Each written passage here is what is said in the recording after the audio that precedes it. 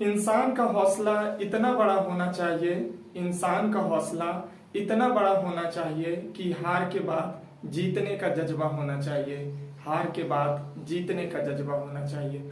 जय हिंद दोस्तों, आपका अपने इलेक्ट्रिकल फील्ड चैनल में स्वागत है। मैं पवन लेके आया हूं एनपीसीएल एग्जाम के लिए कंप्लीट इलेक्ट्रीशियन थ्योरी की फ्री क्लासेस। देखिए, इससे पहले हमने एनपीसीएल एग्जाम के लिए प्रारंभिक विद्युत के भाग 4 तक कंप्लीट कर चुके हैं। भाग 1, 2, 3, 4 कंप्लीट हो चुका है। आज हम करेंगे भाग 5।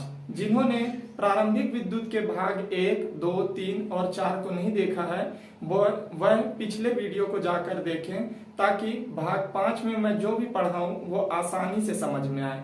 ठीक है, वीडियो को देर न करते हुए आज हम चालू करते हैं प्रारंभिक विद्युत का भाग 5। यदि वीडियो अच्छी लगे तो वीडियो को शेयर कीजिए, लाइक कीजिए और कमेंट कीजिए। कोई भी डाउट हो तो मैं उसका रिप्लाई दूंगा।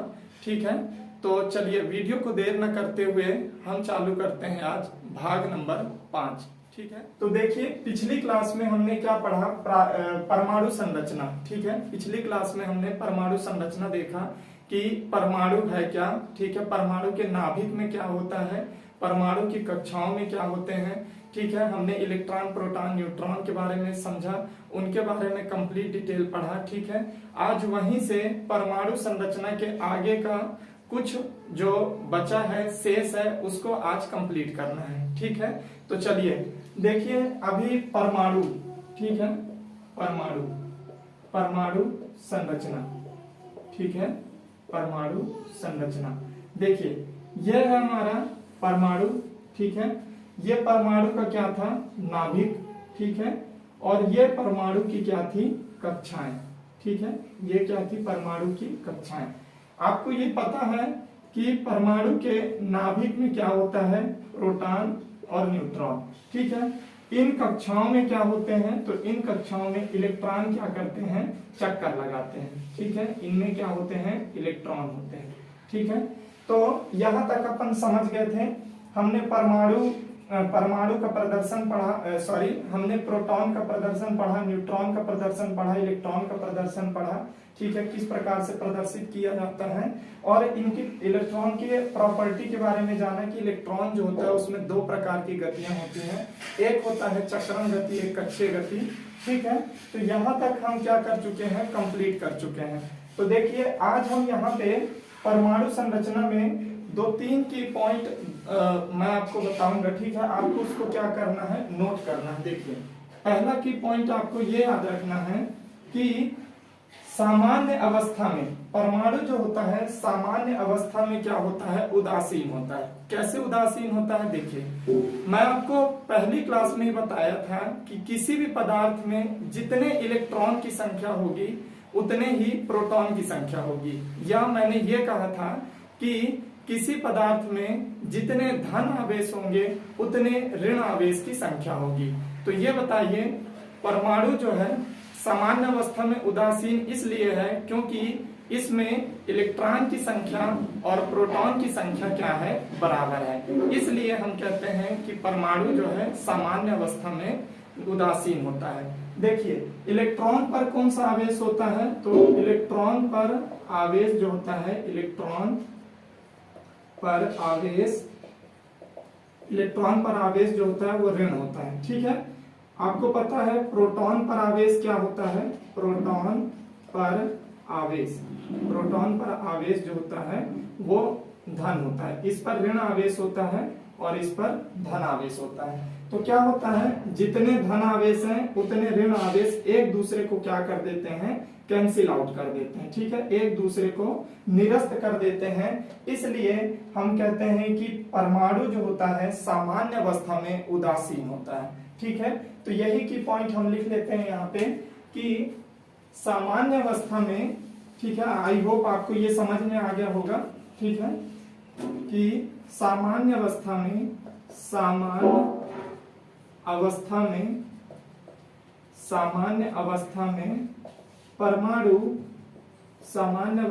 परमाणु उदासीन होता है, उदासीन का मतलब होता है न्यूट्रल।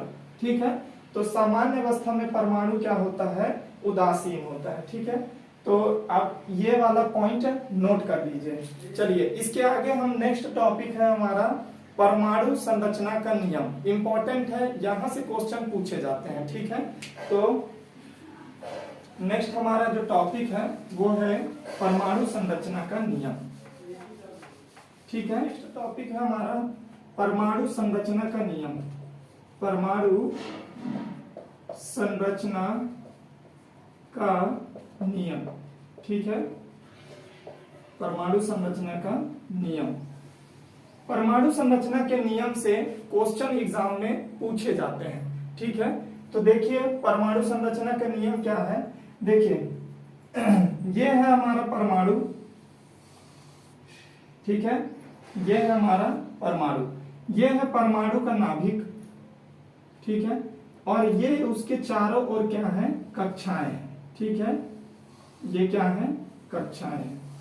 ठीक है, तो देखिए परमाणु संरचना के नियम के अंतर्गत क्या है कि परमाणु के नाभिक के नजदीक वाले कक्षा को उससे थोड़े दूर वाले कक्षा को, देखिए परमाणु के नाभिक के नजदीक वाले कक्षा को, फिर नाभिक से थोड़े दूर वाले कक्षा को, फिर उससे दूर वाले कक्षा को, और फिर उससे और दूर वाले कक्षा को। इन कक्षाओं को परमाणु संरचना के नियम के अंतर्गत कुछ नाम दिया गया है। ठीक है, तो इनको नाम से क्या किया जाता है, संबोधित किया जाता है कि परमाणु के नाभिक के जो सबसे नजदीक कक्षा है उसको किस नाम से संबोधित किया गया है, तो उसे कहा गया है के। ठीक है, ठीक है, उसे क्या कहा गया है, के। और उससे थोड़ा दूर वाले को एल, फिर थोड़े दूर वाले को एम, फिर थोड़े दूर वाले को एन, और थोड़े दूर वाले को ओ। ठीक है, तो इसको मैं थोड़ा इस तरीके से बना देता हूं। देखिए यह है हमारा नाभिक। ठीक है, ये क्या है मेरा, ये क्या है हमारा नाभिक। ठीक है, ये है हमारा नाभिक। ये नाभिक का नजदीक वाला कक्षा, उससे थोड़ा दूर वाला कक्षा, फिर दूर वाला कक्षा, उससे थोड़ा दूर वाला कक्षा, और दूर वाले कक्षा। ठीक है, तो परमाणु संरचना के नियम के अनुसार इन कक्षाओं को नाम दिया गया है। इसको के, एल, एम, एन, ओ, और थोड़े दूर वाले कक्षा की अगर बात करें तो पी। ठीक है, इस तरीके से इन कक्षाओं को क्या किया गया है, नाम दिया गया है। तो ध्यान से समझिएगा, क्वेश्चन यहीं से पूछता है। क्या क्वेश्चन पूछता है कि परमाणु के नाभिक के सबसे नजदीक के कक्षा को किस नाम से जाना जाता है। ठीक है, क्या पूछा जाता है, परमाणु के नाभिक के सबसे नजदीक के कक्षा को किस नाम से जाना जाता है। देखिए आप की पॉइंट लिखते जाइए। ठीक है, एक बार और मैं बना देता हूं ये। ठीक है, तो इस वाले कक्षा को क्या बोला जाता है, के।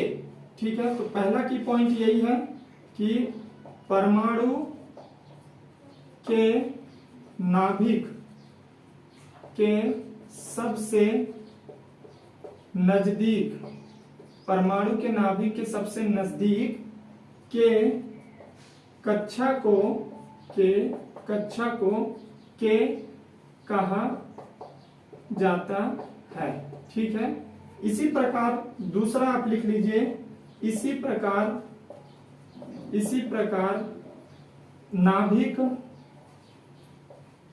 नाभिक से, माफ कीजिए, नाभिक के पास स्थित कक्षाओं को क्रम से L, M, N, O, P, L, M, N, O, P से संबोधित किया जाता है। ठीक है, संबोधित किया जाता है। ठीक है, तो आप इसको नोट कर लीजिए कि क्या है। ठीक है, नोट कर लीजिए आप पहले इसको।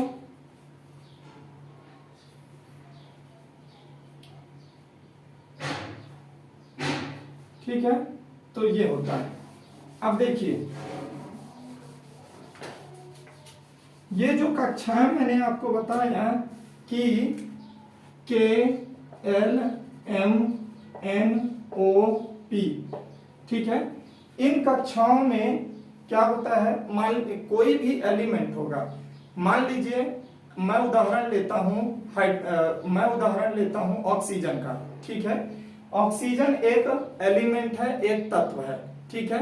तो इसमें इलेक्ट्रॉन का वितरण किस प्रकार से होगा वो हमें पता चलता है परमाणु संरचना के नियम से, कि ऑक्सीजन के पहली कक्षा में इलेक्ट्रॉनों की संख्या कितनी होगी, दूसरी कक्षा में इलेक्ट्रॉनों की संख्या कितनी होगी, तीसरी कक्षा में इलेक्ट्रॉनों की संख्या कितनी होगी।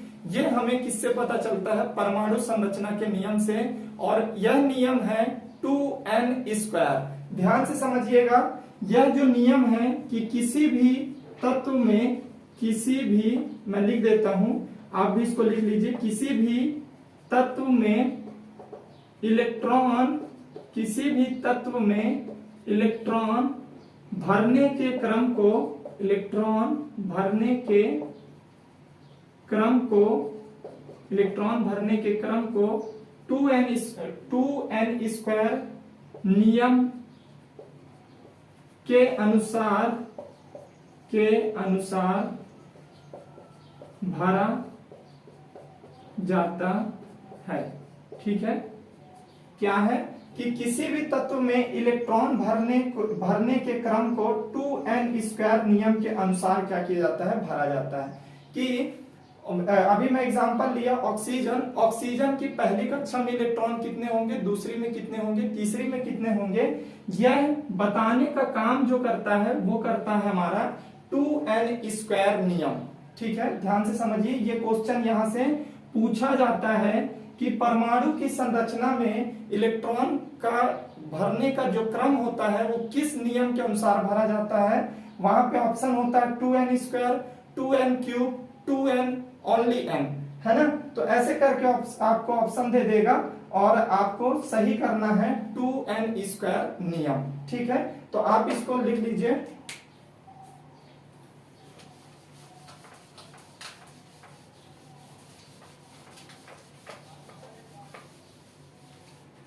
ठीक है। परमाणु संरचना का नियम, ठीक है, परमाणु संरचना का नियम। मैं क्या बताया आपको कि किसी भी परमाणु में इलेक्ट्रॉन भरने का जो क्रम होता है वह 2n² नियम के अनुसार भरा जाता है। 2n² नियम के अनुसार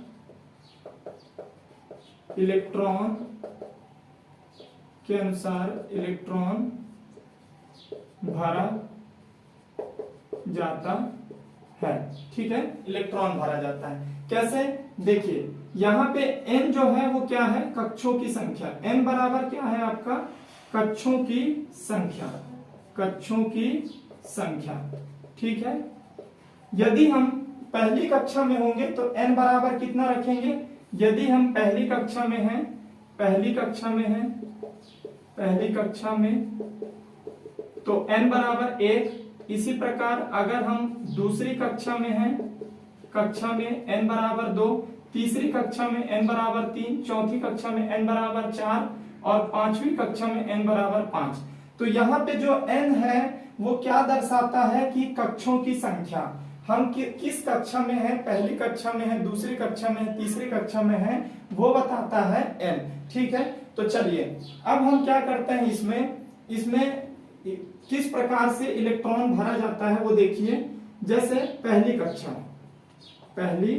कक्षा, ठीक है, कोई परमाणु है, ठीक है, कोई तत्व है, उसका हमें परमाणु संरचना बनाना है या हम उसका परमाणु संरचना बना लिए हैं, ठीक है। अब उस परमाणु संरचना में जो कक्षाएं हैं उसमें इलेक्ट्रॉनों को किस प्रकार से रखेंगे वो बताता है 2n², ठीक है। तो पहली कक्षा में अगर हम बात करें तो यहाँ पे देखिए 2 और n बराबर पे मैं क्या बताया, पहली कक्षा में n बराबर पे क्या रखेंगे 1, तो 2 1 की पावर 1 की घाते 2, तो यहाँ पे 2 मल्टीप्लाई बाई 1 इक्वल टू 2। इसका मतलब यह है कि किसी भी तत्व की परमाणु संरचना के पहली कक्षा में इलेक्ट्रॉनों की संख्या कितनी अधिकतम भरी जा सकती है 2, और न्यूनतम कितनी भरी जा सकती है तो 2 से कम, ठीक है। लेकिन भरेंगे कितना, 2 ही भरेंगे, ठीक है। कितना भरेंगे, 2।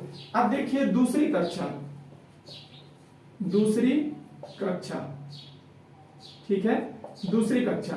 तो दूसरी कक्षा है तो n बराबर कितना रखेंगे, n बराबर पे रखेंगे 2, ठीक है। तो ये 2 रखिए। जब आप इसको सॉल्व करेंगे तो ये कितना हो जाएगा 4, और दूसरी कक्षा में कितने हो जाएंगे 8 इलेक्ट्रॉन हो जाएंगे। इसका मतलब यह है कि दूसरी कक्षा में अधिकतम कितने इलेक्ट्रॉन माफ कीजिए अधिकतम कितने इलेक्ट्रॉन भरे जा सकते हैं, तो 8 इलेक्ट्रॉन भरे जा सकते हैं, ठीक है। और सॉरी मैं यहाँ पे थोड़ा गलत बोल दिया, इसमें क्या है, जब तक 8 इलेक्ट्रॉन नहीं भरेंगे तब तक हम तीसरी कक्षा में प्रवेश नहीं करेंगे, ठीक है। तो यहाँ पे न्यूनतम नहीं होता है, यहाँ पे मैं गलत बोल दिया, ठीक है।